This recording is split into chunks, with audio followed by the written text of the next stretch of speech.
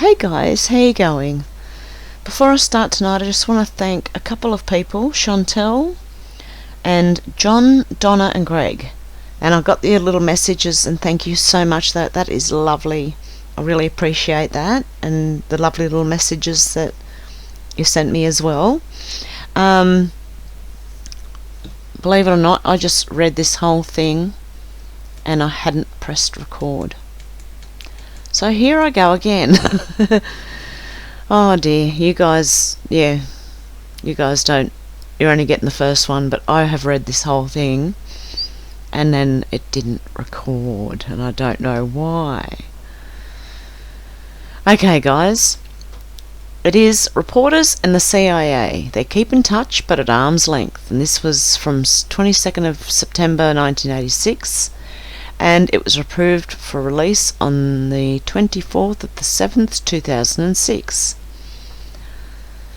Okay, a tame courtship compared with the KGB's game, apparently. Exactly what are the relations between American reporters and the CIA? Although US officials confirmed that Nicholas Danilov had no intelligence ties whatsoever, his ordeal has churned up that sensitive question, and the answer isn't always simple. Clearly there is no comparing the KGB's systematic use of journalists as full-time spies and the CIA's occasional informal cultivation of newsmen.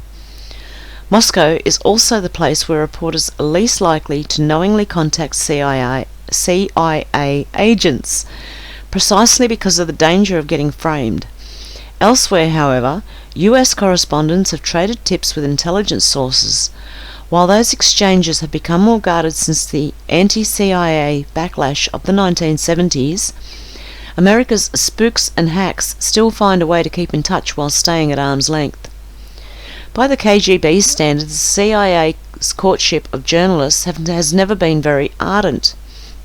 Stanislav Levchenko, a former KGB officer who defected to the West in 1979, estimates that at least half of Soviet reporters are paid intelligence agents. Philip Knightley, a British writer who has done extensive research on the KGB, particularly on its notorious turning of British official Kim Philby, says all Soviet newsmen are required to pass on information. Often the size and perks of the Soviet press corps are clues to their real function. In Beirut in the late 1960s, the TASS Bureau rarely produced articles, and its correspondents almost never attended briefings or covered breaking news. But the Bureau had 6 staffers compared with 3 for United Press International, and the TASS Bureau chief drove a new Citroën DS21.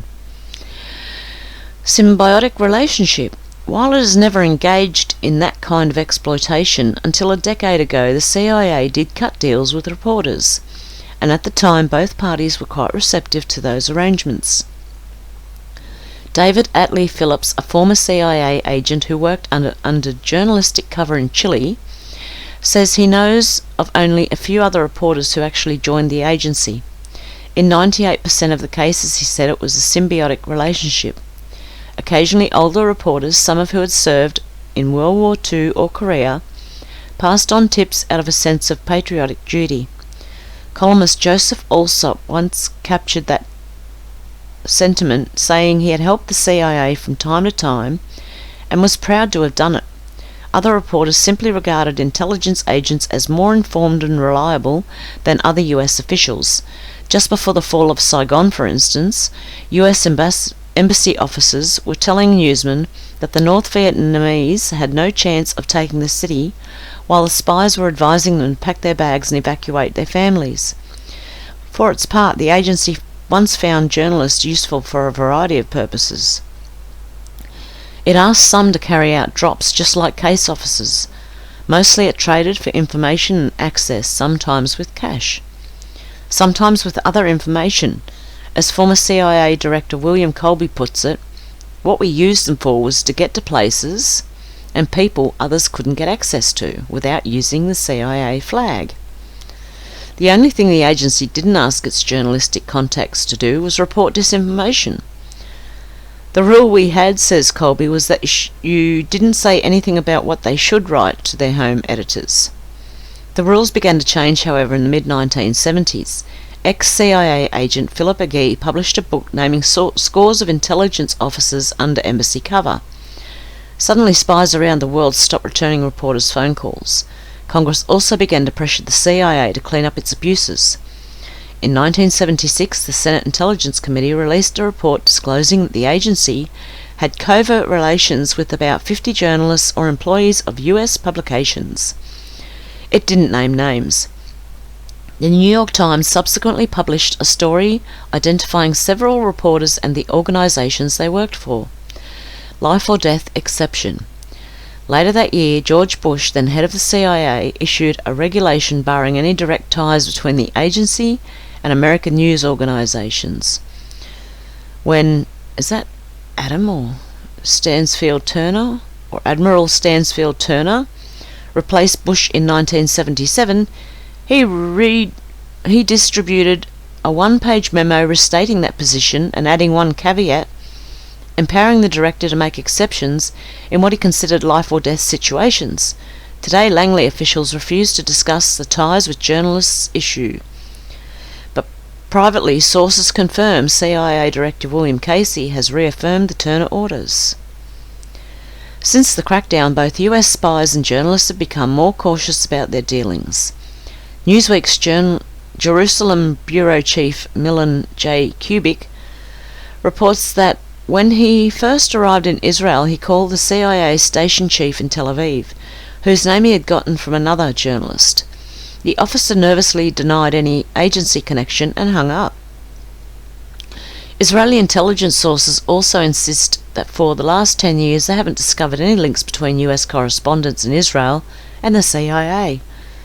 When London Bureau Chief Tony Clifton visits Washington, some CIA sources he knows from Third World refuse to see him. If they hadn't already, many reporters have also adopted Clifton's rule for dealing with CIA officers. Tell them only what you're already planning to print.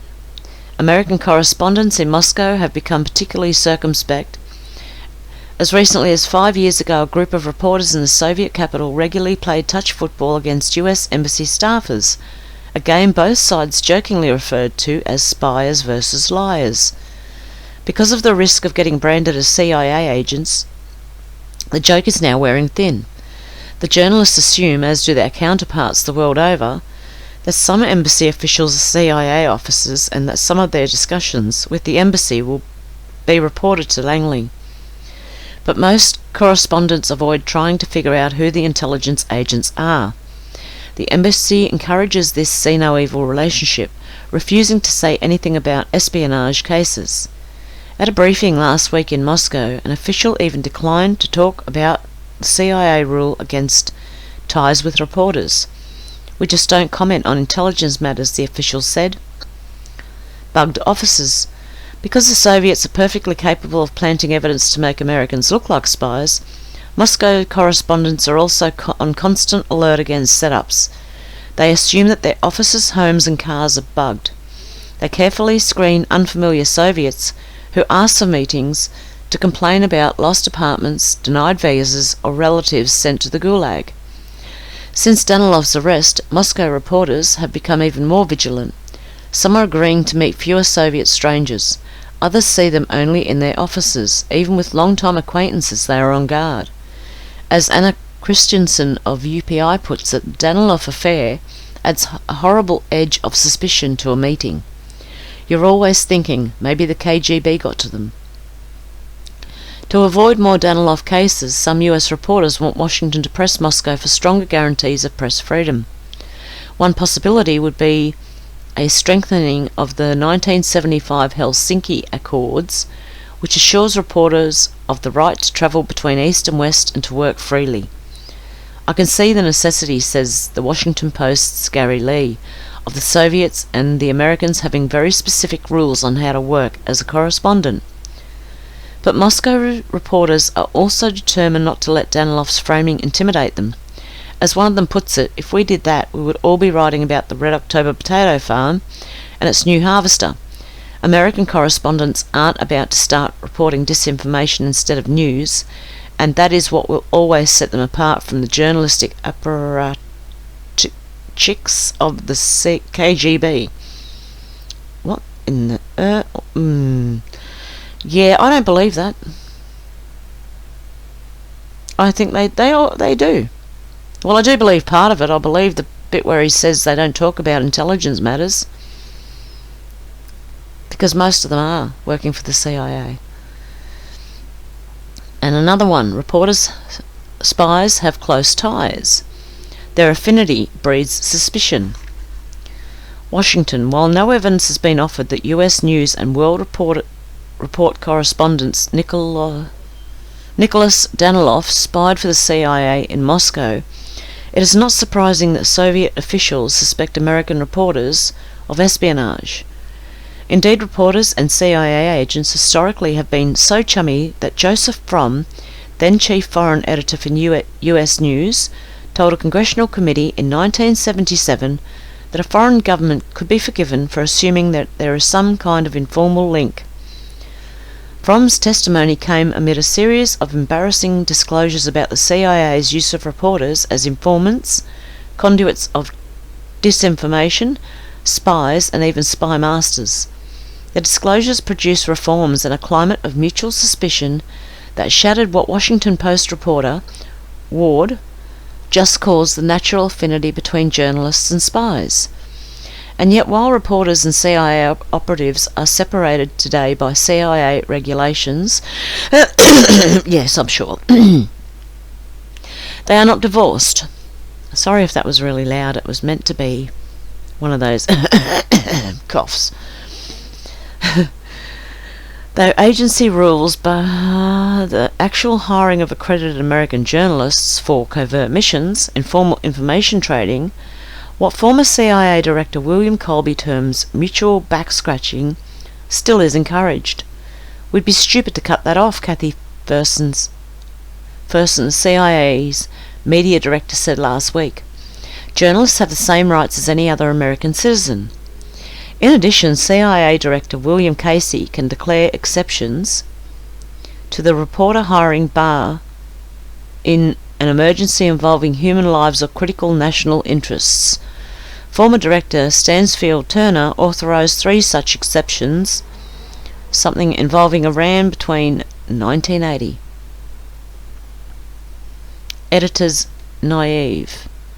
Turner told a convention of newspaper editors in 1980 that they were naive to think any formal regulation could end alliances between reporters and the CIA. Now I think we're getting to some truth. I think a lot of correspondents are patriotic enough to serve the CIA, perhaps without even informing their superiors, said Turner, adding he would not hesitate to approach them. There you go. Many analysts believe Turner's remarks were intended to improve the cover available to CIA agents by forcing foreign counterintelligence agents to include reporters as suspects. Soviet officials hardly needed the encouragement. In the past 30 years, they've expelled 28 US correspondents who, in that closed and suspicious society, must adopt the nosy and secretive habits of spies to do their jobs. Last week, Danilov said he may have triggered Soviet suspicions when he worked energetically and probed deeply to report on such subjects as Soviet military units in Afghanistan, nuclear waste dumps, and the shooting down of Korean Airlines Flight 007. Such topics involve secret information, according to Foreign Ministry spokesman Gennady Gerasimov. Danilov denied any connection with any government agency, and Soviet allegations that he acted on instructions from 2 former US embassy diplomats identified by Soviet officials as CIA spies. But he did not address the question of whether the 2 men had been sources or acquaintances. It's a fair supposition that in a community like Moscow he might have made their acquaintance, ventured US News senior editor James C. Kilpatrick. Other former Moscow correspondents have told me they knew nearly everyone in the US Embassy. No special relationship. He added that the magazine's policy is that our correspondents should have no special relationship of any kind with any intelligence agency. It's a no-no. Kilpatrick acknowledged that the policy does not rule out CIA personnel as sources. The operant word is special. Intelligence sources say, however, that Moscow long has been considered too risky for deep cover CIA operations, including those that might involve a reporter.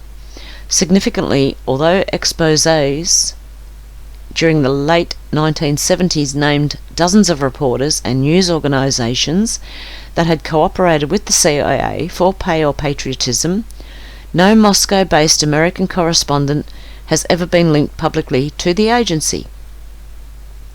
Much of what is known about reporter-spy relationships comes from an extraordinary series of House and Senate Intelligence Committee hearings held in 1977, plus the CIA's published regulations and a Freedom of Information Act lawsuit settled in 1982. Together, these sources established that, through the mid-70s, hundreds of American reporters worked hand-in-glove with the CIA, and dozens were employed by the agency. A few, like the late columnist Joseph Alsop, admitted volunteering for their services. "I've done things for them when I thought they were the right thing to do," Alsop said in 1977. "I call it doing my duty as a citizen." Others, like New York Times columnist C.L. Sulzberger, acknowledged helpfulness on a totally informal basis. ABC correspondent Sam Jaffe said he had helped the agency but denied reports that he had been paid to do so. CBS boss William Paley recalled meeting with top CIA officials to discuss opening a CBS News bureau abroad as a cover for an agency operative, but said he could not recall whether the network had done so. Scores of reporters acknowledged that they were debriefed by the CIA after visits to communist countries. Didn't name names. In 1982, the CIA described how it had used reporters without naming names. The disclosure in an affidavit was part of the settlement of a Freedom of Information suit by Judith Miller, a former Progressive magazine reporter now working for the New York Times, that sought details of the agency's relationship with journalists. Some, perhaps a plurality, were simply sources of foreign intelligence. Others provided cover or served as a funding mechanism for agency activities, the affidavit said. Some provided non-attributable material for use by the CIA, collaborated in or worked on CIA-produced materials, or were used for the placement of CIA-prepared material in the foreign media, it continued. Others assisted in non-media activities by spotting, assessing, or recruiting potential sources, or by handling other agents. And still others assisted in providing access to individuals of intelligence interest or by generating local support for US policies and activities. It concluded finally, with respect to some of these individuals, the CIA simply provided informal assistance or requested assistance in suppressing a media item such as a news story.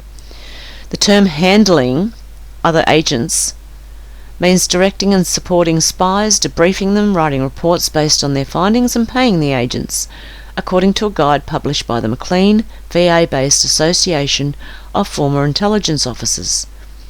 Besides using reporters, the CIA sometimes dispatched its own employees on intelligence missions abroad who served as real or pretend journalists, according to testimony by Colby, the former CIA director, before the House Intelligence Committee in December 1977. In a few cases, he said American reporters were told by the CIA what to report in their dispatches. Colby said photographers, drivers, and other unaccredited personnel working for American news bureaus abroad, including some freelance writers, was still considered fair game for agency employment, though more recent regulations require the prior consent of the news organisation's top management, which they'd have no trouble getting. Recruiting foreigners. Colby also successfully opposed restrictions on recruitment of foreign reporters or exploiting foreign news media. "I believe that we should not disarm ourselves in this contest, in the hopes that the rest of the world will be gentler," he said. These days, reporters and CIA officials recoil when asked to discuss journalist spy ties. In Moscow, for example, US briefers won't even talk about the CIA rule against hiring reporters, saying we just don't comment on intelligence matters. Clearly, however, contacts still are frequent between CIA personnel and American journalists abroad. I consider, and most foreign correspondents consider, intelligence people good sources of information. From, now a contributing editor to US News, said Friday, I was just in Japan and Korea, and a New York Times correspondent was with me. He asked me who the CIA station chief in Seoul was, figuring he was probably the best source of information. There's nothing illegitimate about it, From added, even though in Soviet eyes such a contract might make the reporter seem to be an unpaid spy. The somewhat different point of view of a CIA station chief was argued in an affidavit contained in the Miller lawsuit. The unnamed chief said an agent would approach a correspondent because he's the guy who knows where all the skeletons are. What's the real story? On so-and-so. They make an appointment. They talk. The agency man has information to make him look good. If those meetings don't prove fruitful to the agency man, they will end. So it behooves the journalist to make them useful. From himself acknowledged the point in his December 1977 testimony before the House Intelligence Committee. Obviously the CIA's interest is to get information from a correspondent beyond that which he would report or have reported, because otherwise they could get it, he said. So in other words, they don't report the full story, but if these people have to go in and get beyond that which he would report, that means they aren't reporting everything. And this is happening today. This is a major, major problem. I believe worldwide, too. Anyway, guys, let me know what you think. I think, like, they've obviously still had some sort of bias in this, and it looks like they're trying to turn it onto the Russians and KGB, like they... How long have they been doing that now, blaming the Russians for everything? Because this is supposed to be about reporters in the CIA, and all they talk about, a lot of what they talk about, is the KGB. So I'm wondering how long this Russia's been going for a long time. The Cold War was in the 80s, wasn't it? Anyway, let me know what you think, guys, and tomorrow, if there's no new news, I just wanted to stay away from the Chaz news for a while and go on to something else. And tomorrow, if there is no important news I have to give you, I will do the other. There was another CIA and reporter and clergy link, and so I will read that tomorrow, if all goes well. It might even have to be broken up into parts because it's 50 pages or something like that. So anyway, guys, let me know what you think about this. And this is part of what we're facing. This is a problem. Half of the problem we're facing today, because when you think about the CIA and Operation Mockingbird, that's what this is, which Operation Mockingbird was CIA working as reporters and vice versa, and working together. So and then it goes into MK Ultra, which I believe they've perfected, and they're able to use worldwide on everybody. And it's what they do. They terrorise by showing you bad things on TV, and then they come in with rules and solutions all to fix it. So, okay, guys, let me know what you think. And also I wanted to know if anyone was feeling really tired lately. It seems like the minute I put my head down on a pillow, I am fast asleep, and that never used to happen. It's only been the last couple of days, and I've just been really tired. But let me know if you're feeling anything like that too. Okay, guys, I hope you have a good one, and I'll talk to you soon. Bye!